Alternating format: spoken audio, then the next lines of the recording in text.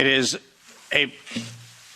a particularly interesting location for me to be sitting today, given that over a decade ago I sat in this very chair right here in the European Union Parliament. And at that time, I warned the world of what was coming. During that conversation that was hosted at the time by the Green and EFA and a number of the other parties of the European Union's various representations, we were having a conversation on whether Europe should adopt the United States policy of allowing for the patents on biologically derived materials. And at the time, I urged this body, and I urged people around the world, that the weaponization of nature against humanity had dire consequences. Tragically, I sit here today with that unfortunate line that I don't like to say, which I told you so. But the fact of the matter is, we're here not for a reprisal on past decisions. We're here to actually, once again, come to the face of the human condition and ask the question, who do we want to be? What do we want humanity to look like? And rather than seeing this as an exercise in futility, which is very easy from time to time when you're in the position I'm in, I actually see this not as an exercise in futility. I see this as one of the greatest opportunities that faces us, because we now have a public conversation, which is now front and center in people's minds. When this was an esoteric conversation about biological patents, nobody cared. But when that conversation came home, then it became something people can care about. So I'm actually quite grateful for this opportunity. I thank the members of Parliament for hosting this. I thank all of the translators who, I apologize in advance. I will use terminology that is probably very difficult to translate, so my apologies. And I'd also like to acknowledge the fact that many of you are aware of my involvement with this, in large part due to the amazing work of my wonderful wife, Kim Martin, who encouraged me at the very early days of this pandemic to get on front of the camera and talk about all the information that I had been sharing among very small groups around the world. And it was, in fact, her encouragement that put me in a place where many of you have heard what I have to say. Ironically, the world that I came from, that used to be very popular, my CNBC and Bloomberg presentations, which were televised on mainstream media around the world, was an audience that I lost. I can confidently say COVID diminished my fame. But I can also confidently say that I'd rather stand among the people with whom I'm standing today than any of the folks that were part of that previous world. So this is a much better place to be. My role today is to set the stage for this conversation in a historical context, because this did not come in the last 3 years. This did not come in the last 5 or 6 years. This actually is an ongoing question that probably began here in Europe in the early stages of the mid-1900s, but certainly by 1913, 1914, this conversation started right here in Central Europe. The pandemic that we alleged to have happen in the last few years also did not happen overnight. In fact, the very specific pandemic using coronavirus began in a very different time. And we'll try to advance the slides here with one of these things. Oh, there we go. Most of you don't know that coronavirus as a model of a pathogen was isolated in 1965. Coronavirus was identified in 1965 as one of the first infectious replicatable viral models that could be used to modify a series of other experiences of the human condition. It was isolated once upon a time associated with the common cold. But what's particularly interesting about its isolation in 1965 was that it was immediately identified as a pathogen that could be used and modified for a whole host of reasons. And you heard me correctly, that was 1965. And by the way, these slides are public domain. You're welcome to look at every single reference. Every comment that I made is based on published material, so do make sure that you look at those references. But in 1966, the very first COV coronavirus model was used as a transatlantic biological experiment in human manipulation. And you heard the date, 1966. I hope you're getting the point of what I'm saying. This is not an overnight thing. This is actually something that's been long in the making. A year before I was born, we had the first transatlantic coronavirus data sharing experiment between the United States and the United Kingdom. And in 1967, the year I was born, we did the first human trials on inoculating people with modified coronavirus. Isn't that amazing? 56 years ago, the overnight success of a pathogen that's been 56 years in engineering. And I want that to chill with all of you. Where were we when we actually allowed, in violation of biological and chemical weapons treaties, where were we as a human civilization when we thought it was an acceptable thing to do to take a pathogen for the United States and infect the world with it? Where was that conversation? And what should have been that conversation in 1967? That conversation wasn't had. Ironically, the common cold was turned into a chimera in the 1970s. And in 1975, 1976, and 1977, we started figuring out how to modify coronavirus by putting it into different animals, pigs and dogs. And not surprisingly, by the time we got to 1990, we found out that coronavirus as an infectious agent was an industrial problem for two primary industries, the industries of dogs and pigs. Dog breeders and pigs found that coronavirus created gastrointestinal problems, and that became the basis for Pfizer's first spike protein vaccine patent, filed, are you ready for this, in 1990. Did you hear what I just said? 1990. Operation Warp Speed? I'm sorry. Where's the warp and the speed? Pfizer, 1990, the very first spike protein vaccine for coronavirus. Isn't that fascinating? Isn't it fascinating that we were told that, well, the spike protein is a new thing. We just found out that that's the problem. No. As a matter of fact, we didn't just find out it was not just now the problem. We found that out in 1990 and filed the first patents on vaccines in 1990 for the spike protein of coronavirus. And who would have thought? Pfizer. Clearly the innocent organization that does nothing but promote human health. Clearly Pfizer. The organization that has not bought the votes in this chamber and in every chamber of every government around the world. Not that Pfizer. Certainly they wouldn't have had anything to do with this. But oh yes, they did. And in 1990, they found out that there was a problem with vaccines. They didn't work. You know why they didn't work?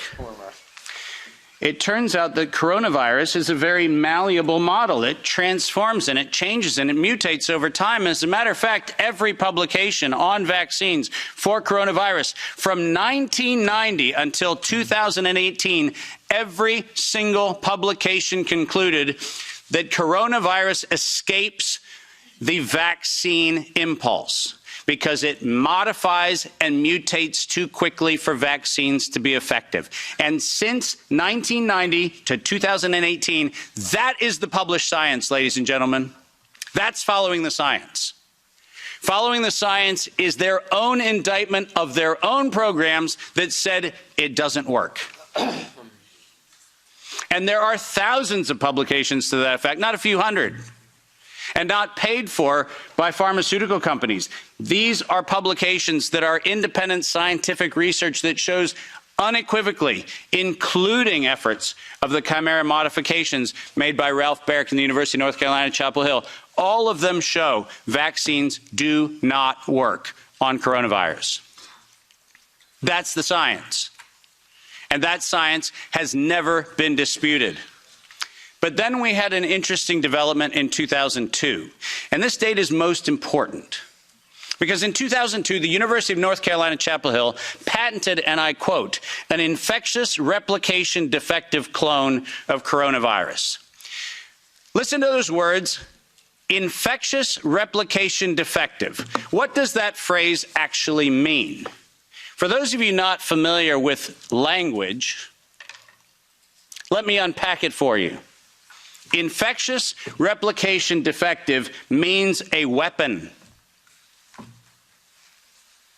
It means something meant to target an individual, but not have collateral damage to other individuals. That's what infectious replication defective means. And that patent was filed in 2002 on work funded by NIAID's Anthony Fauci from 1999 to 2002. And that work, patented at the University of North Carolina, Chapel Hill, mysteriously preceded SARS 1.0 by a year. Dave, are you suggesting that SARS 1.0 wasn't from a wet market in Wuhan? Are you suggesting it might have come from a laboratory in the University of North Carolina, Chapel Hill? No, I'm not suggesting it. I'm telling you that's the facts. We engineered SARS. SARS is not a naturally occurring phenomenon. The naturally occurring phenomenon is called the common cold. It's called influenza-like illness. It's called gastroenteritis. That's the naturally occurring coronavirus. SARS is the research developed by humans weaponizing a life system model to actually attack human beings. And they patented it in 2002.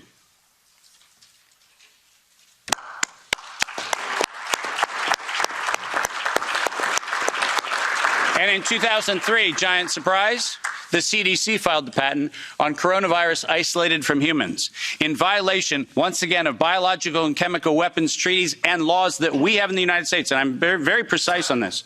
The United States likes to talk about its rights and everything else and the rule of law and all the nonsense that we like to talk about. But we don't ratify treaties about, I don't know, defending humans. We conspicuously avoid that. We actually have a great track record of advocating for human rights and then denying them when it comes to actually being part of the international community, which is a slightly problematic thing. But let's get something very clear. When the CDC in April of 2003 filed the patent on SARS coronavirus isolated from humans, what did they do? They downloaded a sequence from China and filed a patent on it in the United States. Any of you familiar with biological and chemical weapons treaties knows that's a violation. That's a crime. That's not an innocent oops. That's a crime.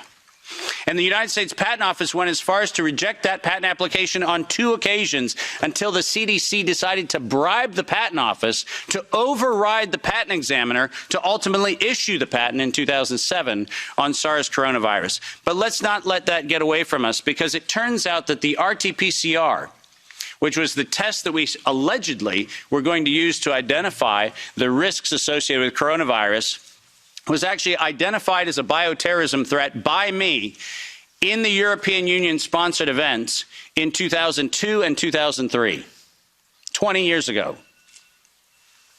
That happened here in Brussels and across Europe. In 2005, this particular pathogen was specifically labeled as a bioterrorism and bioweapon platform technology. Described as such. That's not my terminology that I'm applying to it. It was actually described as a bioweapons platform technology in 2005. And from 2005 onwards, it was actually a biowarfare enabling agent, its official classification from 2005 forward. I don't know if that sounds like public health to you.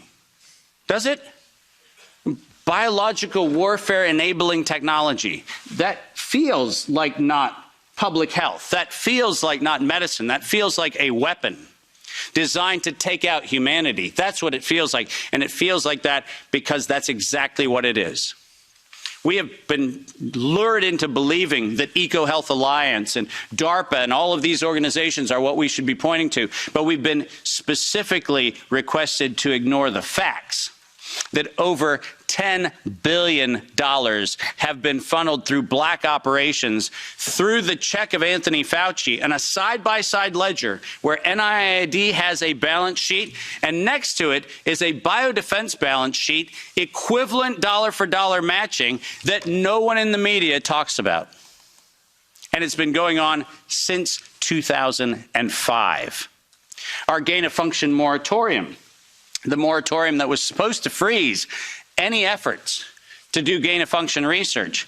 Conveniently, in the fall of 2014, the University of North Carolina, Chapel Hill received a letter from NIAID saying that while the gain-of-function moratorium on coronavirus in vivo should be suspended, because their grants had already been funded, they received an exemption. Did you hear what I just said?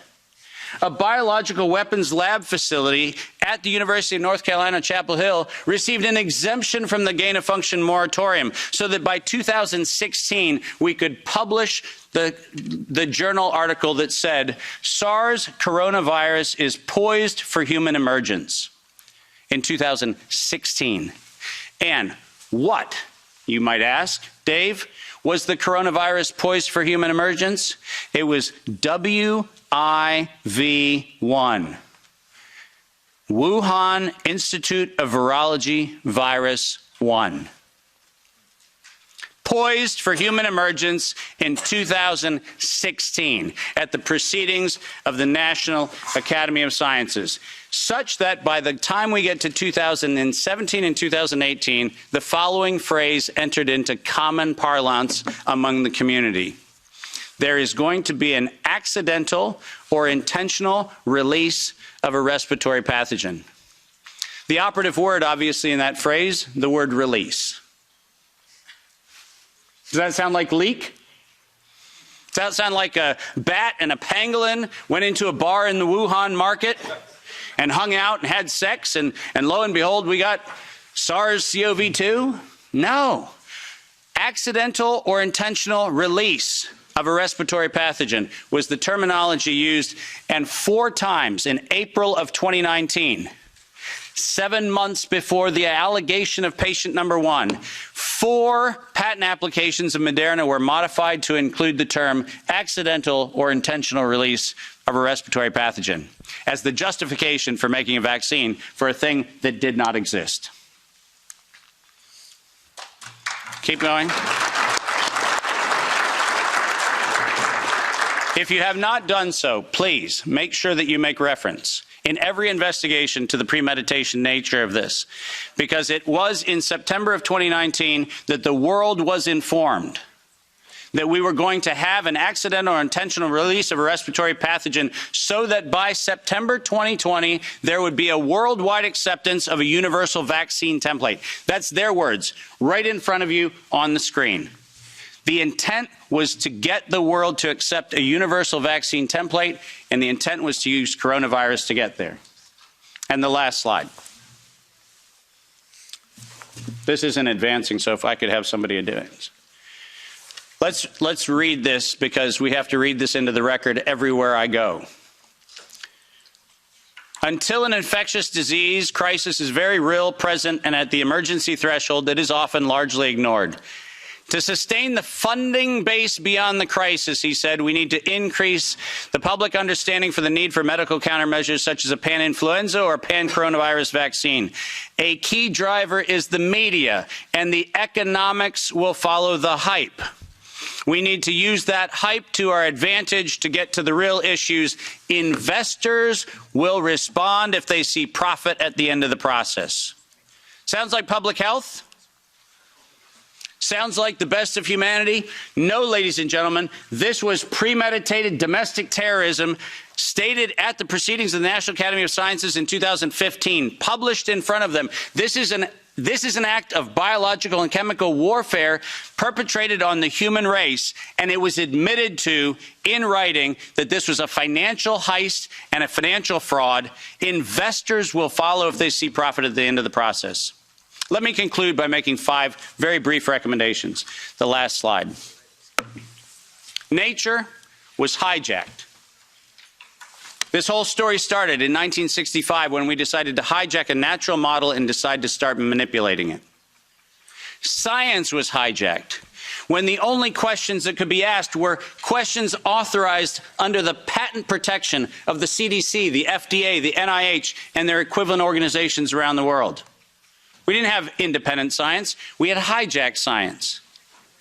And unfortunately, there was no moral oversight in violation of all of the codes that we stand for. There was no independent, financially disinterested, independent review board ever impaneled around coronavirus, not once. Not once. Not since 1965. We do not have a single independent IRB ever impaneled around coronavirus. So morality was suspended for medical countermeasures. And ultimately, humanity was lost because we decided to allow it to happen. Our job today is to say, no more gain-of-function research, period. No more weaponization of nature, period. And most importantly, no more corporate patronage of science for their own self-interest unless they assume 100% product liability for every injury and every death that they maintain. Thank you very much.